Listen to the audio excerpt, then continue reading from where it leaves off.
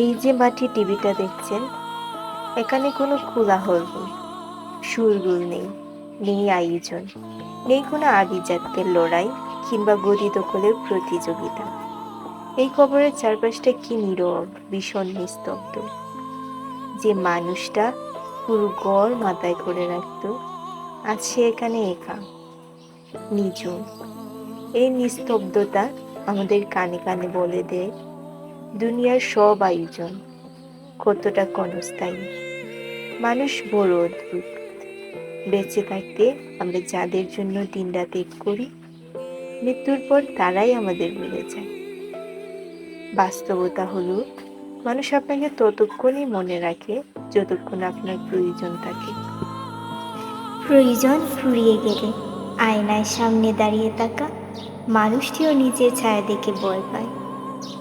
সবাই নিজের জীবন নিয়ে ব্যস্ত। আপনি যে বাড়িটা শখ করে বানিয়েছিলেন, সেখানে আজ আপনার কোনো গড়ি নেই। মানুষ যে কেবল দুঃখার পেছনে ছুটছে, তা আল্লাহ তাআলা পবিত্র কোরআনে স্পষ্ট করে দিয়েছেন। আল্লাহ তাআলা বলেছেন, প্রচুর ধন সম্পদ লাভের লালসা তোমাদেরকে গাফেল করে রেখেছে, যতক্ষণ না তোমরা কবরের সাক্ষাৎ পাও। অর্থাৎ আমরা মরণের আগ পর্যন্ত কেবল দুনিয়ার মোহে অন্ধ হয়ে আছি, অথচ আসল ঠিকানা আমাদের পায়ের নিচেই। মানুষের এই নিঃস্ব হয়ে যাওয়া দেখে কবি গোলাম মোস্তফা আক্ষেপ করে লিখেছিলেন, মরণ আসিবে একদিন জানি, সে কথা ভুলিব না। সব ফেলে দিয়ে যেতে হবে মরে, সাথে তো কিছু যাবে না। সত্যি তো, আমরা শূন্য হাতে এসেছিলাম, আর এই মাটির ঘরে আমাদের শূন্য হাতেই ফিরে যেতে হবে।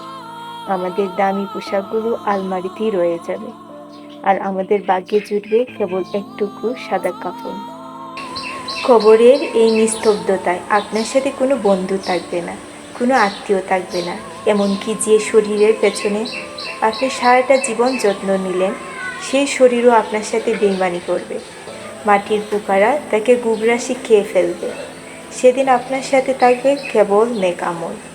তাই আসুন, এই নিস্তব্ধ গড়ে যাওয়ার আগে কিছু আলো সঞ্চয় করি, কারণ এই দুনিয়ার রঙ্গমঞ্চে আপনি শুধু একজন অভিনেতা মাত্র, আর পরকালই হলো আপনার আসল বল।